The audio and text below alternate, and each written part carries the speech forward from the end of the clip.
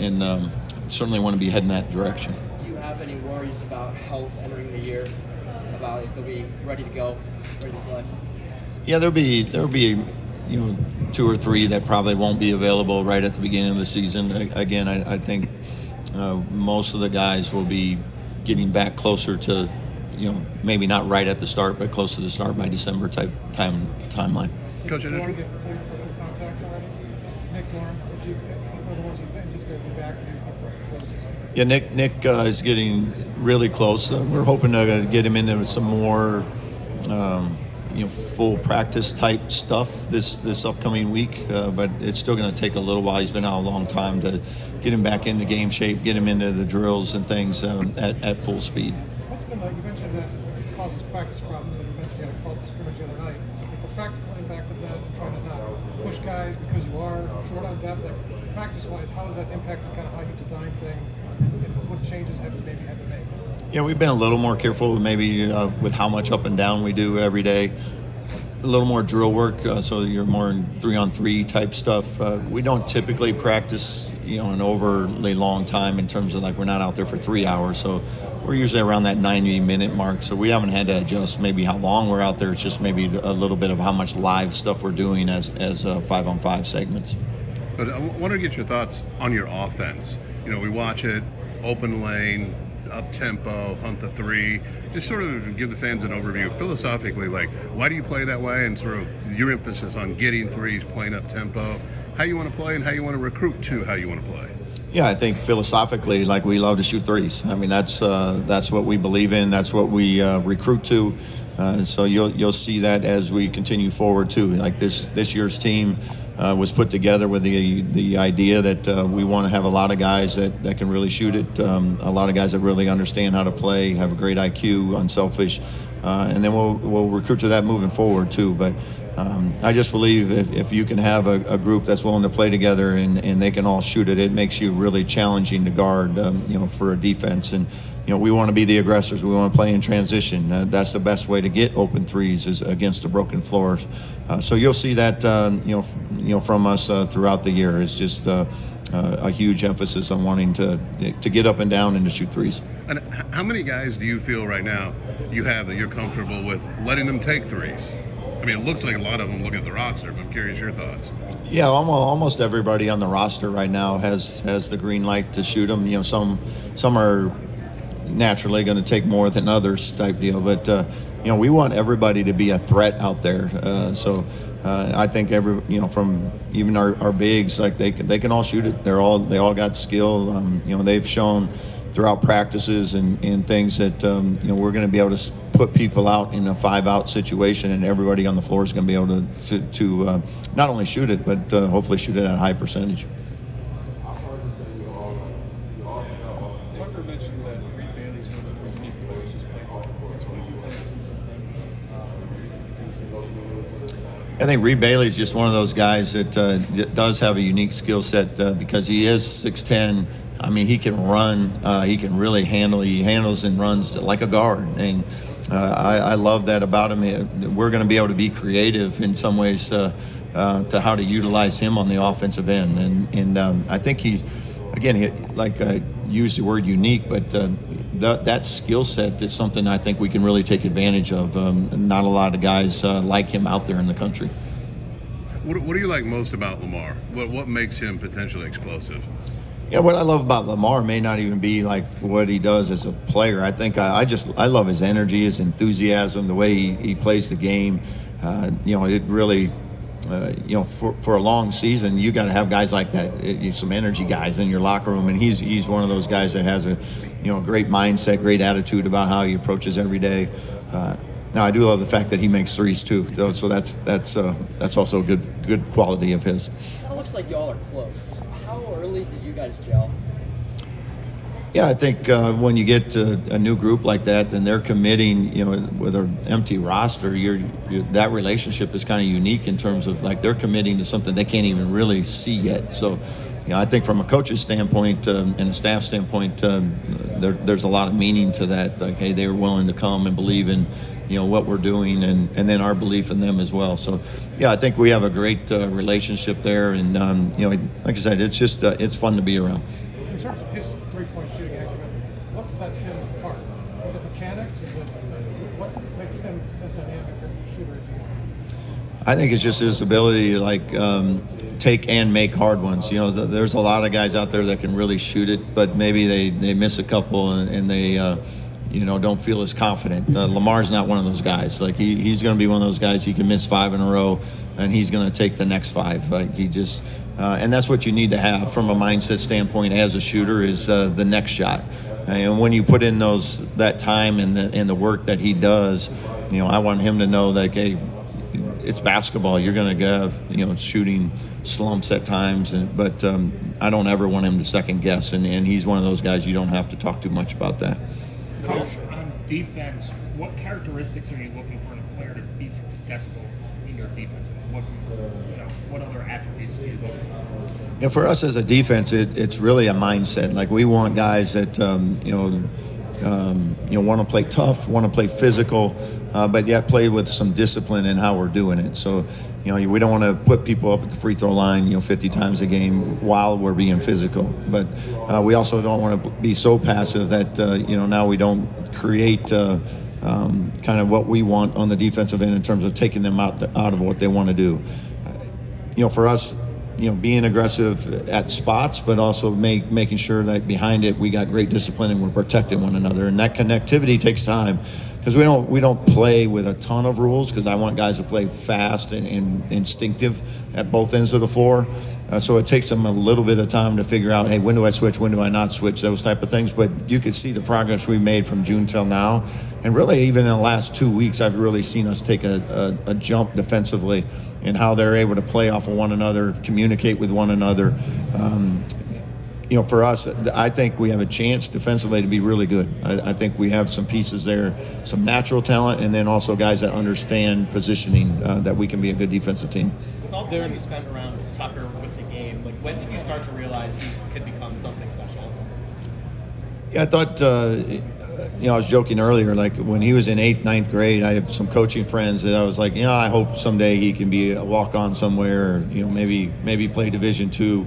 And then between his sophomore and junior year, I had to reevaluate my evaluation skills.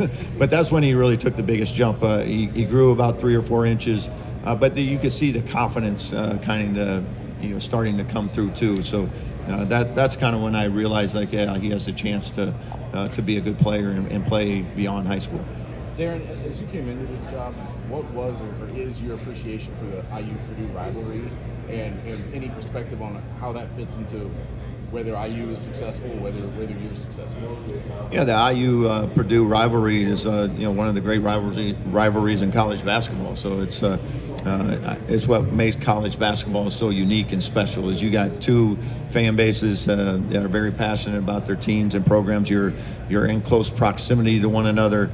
You're recruiting a lot of the same kids, so you understand why that is such a great rivalry. And it's awesome for college basketball. It's awesome for college sports, and excited to be a part of it. Does it come up at all in conversations that you've had with the IU community as you're settled into this job? Yeah, I think every block that you walk, it comes up. So everybody has a passion for it, and that's a good thing. Defensively with Connor, fouled out I think in at least one of those Puerto Rico games. Do you give him the green light to just go all out all the time, or have you had to pull him back a little bit? Yeah, Connor's one of those guys. He does play so hard, and in Puerto Rico he might have fouled out of both, but he only played like 16 total minutes, so his fouls per minute was pretty effective. But no, he's one of those guys. I'm not going to pull him back. We talked to him about being smarter, not picking one up 70 feet away from the basket, but that's also what makes him really good at what he does. He's just always there. He's always underneath you, and I don't want to take that away from him, but we would like him to be on the floor a little bit longer than he was in Puerto Rico.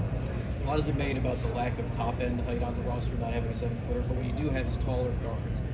How does having size at the guard spot unlock more for you as a team? Yeah, having some size at the guard spot's good. Like positionally, we're really got pretty good height. We're just even like Reed, he's 6'10". Sam's 6'8", with got some girth to him. But so I think we have enough there. But having taller guards, longer guards, will also help us in some of the rebounding pieces too. So we're going to be able to, go rebound down. It's going to have to be more of a group rebounding effort for us to be a good defensive rebounding team. But I do like our positional side, overall. You take anything away from, as a first-year coach, take anything away from what Dusty May was able to do in his first year last year in the Big Ten? Yeah, he had a very good, first season, and I think for us, it's not always about, hey, so and so did this, or they accomplished this. I think it's more about us, and our focus is like how do we get better every day? How does this group maximize itself? And then having an internal belief in what you can accomplish. We're really big on like the outsiders, like that nobody knows what our team is. Like we have 15 new guys, and you've maybe seen a practice or two. Like we know what we are, we know what we have, we know what we need to do to be successful, and that's our only priority right now is how do we get this group to maximize its potential.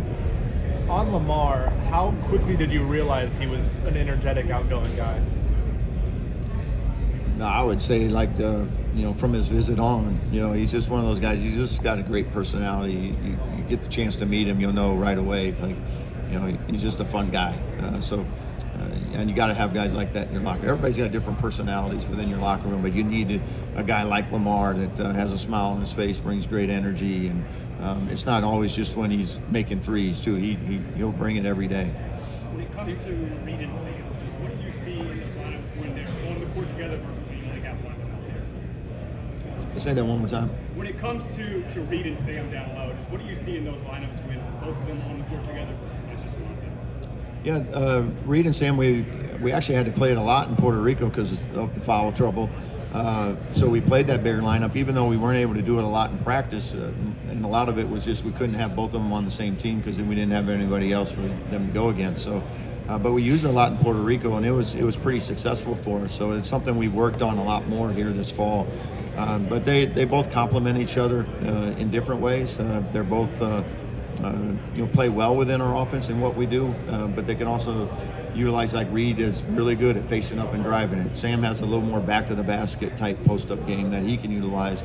Both are really good passers, very unselfish passers too. So we can play them together, we can play them separately, but I like what both those guys bring. How important is Tatum going to be to what you want to do on both ends of the ball this year? Yeah, Tatum's a big piece just because he's a paint toucher. You got a lot of shooters out there, but he's one of those guys that can create on his own. So that's a big piece for us is just his ability to get inside the paint, get in the teeth of the defense, and then have the ability to finish at the rim, or if he forces some help to be able to spray it out to our shooters. Darren, I'm curious with your background from both that and great idea of tournament expansion has been thrown around. Do you have any opinion? Do you have the idea of expanding the NCAA tournament? I don't have a lot of it. If they decide to expand it, great. If they decide to keep it how it is, that's fine too. I just know we want to be a part of it. That's what I care about the most.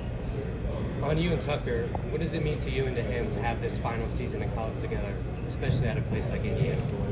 Yeah, we're excited. And I'm excited for him to be healthy too. That's a big part of it too. So, to get to spend this time together, this journey has been a lot of fun, and we'd love to, end it on a very positive note this year. What's been the most rewarding part of coaching him? I think the most rewarding part of coaching him is just getting to see the work he puts in every day. When you have your son, daughter that is very passionate about something, to see them work so hard to achieve their goals and whatever it may be, but I get to see all of that firsthand and watch the work transfer to the game floor and see the success he's had because of that work. Do you envisage to get for him to have an off season? I guess he hadn't had one in 3 years. I mean, have you seen a difference, and how's he kind of taking advantage of being healthy kind of throughout that process? Yeah, I think this year the surgery, taking place in January allowed him almost a full summer to actually lift weights, to work on his game. Before he hasn't been able to do any of that because he wasn't cleared really until kind of the fall to be able to do a lot of the lifting type stuff. So you can just see it in his body. He's really filled out. He's gotten a lot stronger. Maybe even more importantly, he trusts, having collisions and making contact. Both offensively, being able to bump people off, but and rebounding, all the things, defensively, getting through screens, not having to avoid contact to protect the shoulder. So that's the part I think he feels great about right now, and that's why I mentioned excited for him to hopefully be able to play a season injury-free. Is there frustrated about? Is there a point where it was like, enough of that? Like, how was that to try to do 3 years in a row? Yeah, I don't want to speak for him, but I know for people that have been injured before and understand the rehab process, it's very time-consuming, meticulous. It can be frustrating at times because it takes what it takes to get it back, and then you're trying to rush back to get to a season and things. So those parts are hopefully behind him, and now we can move forward. Is there any pressure on him and you knowing that this is his last year of eligibility to have success? No, not really at all. I mean, for us, we want to enjoy it, put in the work, and then see what happens from there. But we're going to enjoy it together. The good and the bad. There's the ups and downs in every season, but we always try to keep it in perspective and know that, hey, we both are working as hard as we can to be successful, have our team be successful, and as long as you do that, that's all you can ask for. How have those conversations gone with you moving schools with him? Has it been an automatic both times that he wanted to come play for you again, or has he maybe considered going elsewhere? No, it was pretty much an automatic. Even going to Drake, and leading up to those conversations. But once he decided to join us at Drake, it was, we're together. How have you seen his game grow from year one, being with you, to obviously now coming up through the summer and obviously dealing with all the injuries? How have you seen that kind of expand from now on? I think like a lot of young players, that he comes in, just the strength and the speed of the game, he's really adjusted to that. He's gotten stronger, he's gotten faster. You learn how to play the game, and play to your strengths, avoid some of your weaknesses, those type of things. But I think just his overall game has really improved. We had to utilize him a lot at Drake, especially his last year, as almost like a second point guard. So we've had to, his decision making in his field and ability to create for others has become something that we really try to utilize, because he is such a good passer, and at his size, he's able to see over defenses, in some ball screen coverages and things. So that's the part I think he's really grown as an overall player. Dana Altman mentioned earlier that in time at Creighton, you really connected with the fans well, scrimmaging and everything, issues with fans. I guess, why is that something you feel like I love the interaction that the fan base has with programs. I understand it, as a fan of other sports. I want them to feel connected to our program. I want that to be something that they feel like they have an impact every day on our success, and specifically with home contests and support and all those things, because they do. And we have a fan base that is very passionate about basketball in our program, and they do have a huge impact. So I want them to feel really good about, hey, who we are as people, what kind of guys that are representing our program, and for them to really rally behind us and enjoy this journey together. When Altman hired you at Creighton in 2001, where were you at that point in life? Like, it was a GA job, right? How important was that time for you? Yeah, it was actually in 1998. I had just got done playing, so my first couple of years wasn't as a full-time assistant coach. I think I was even equipment manager at one point for a little bit there. So my first full-time assistant job started 3 years later. So I had 17 years as a full assistant, but I spent 13 years with Coach Altman and then with Coach McDermott. But I was talking to Coach last night. Just who knows how it does it if he doesn't give me that start. And that's I have a great appreciation for him, and how he's helped mentor me as a coach as I was growing up in the profession.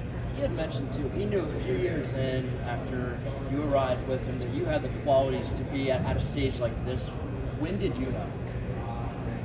I don't know that I, as an assistant coach, I didn't worry. I was maybe a little unique in, I wasn't just every day just like, when can I be a head coach? I was happy in the space I was in, and just continuing to learn and grow, and kind of like they say, be happy where your feet are planted. And I was extremely comfortable with that. My family was happy with it. And if the right opportunity ever came along, then great. But I loved all of my time there as an assistant coach, and some great people along the way.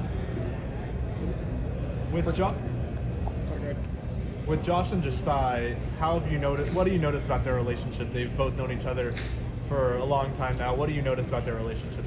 Yeah, they obviously played together, so they have a unique relationship coming in. That when you got a lot of new guys, that they at least knew one another. So, but they've been great. They're both good guys. They both come in and work every day. It's important to them. So it's been fun having them.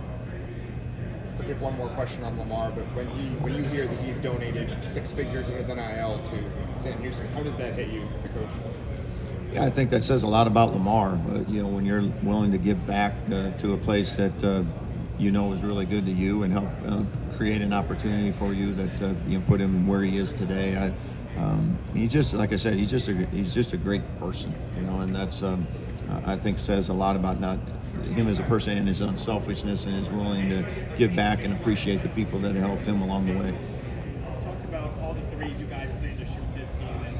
Just how do you plan to kind of maintain a balance of getting those paint touches and still getting to the rim with all the threes you shoot?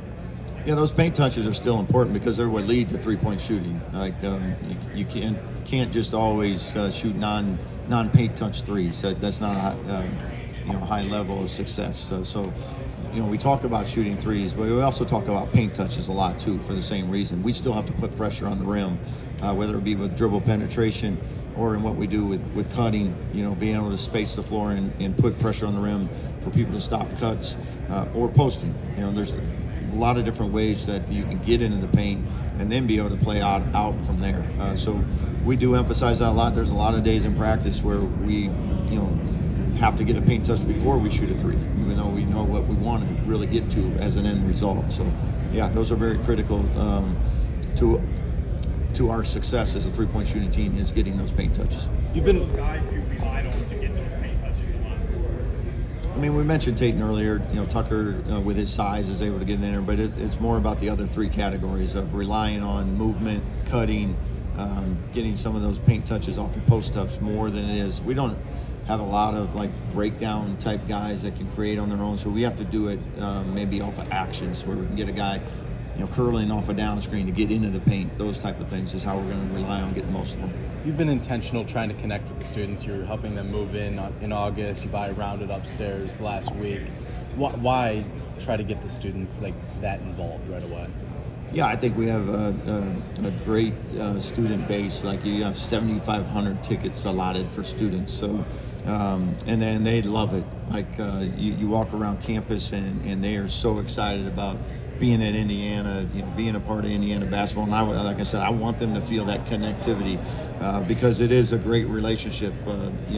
Students impact so much of what our home court advantage is going to be, and I think Assembly Hall is one of those places just by the structure and how it's built, and has a place to be one of the toughest places in the country, if not the best, every single year. And our students are going to be what kind of sets that tone for us.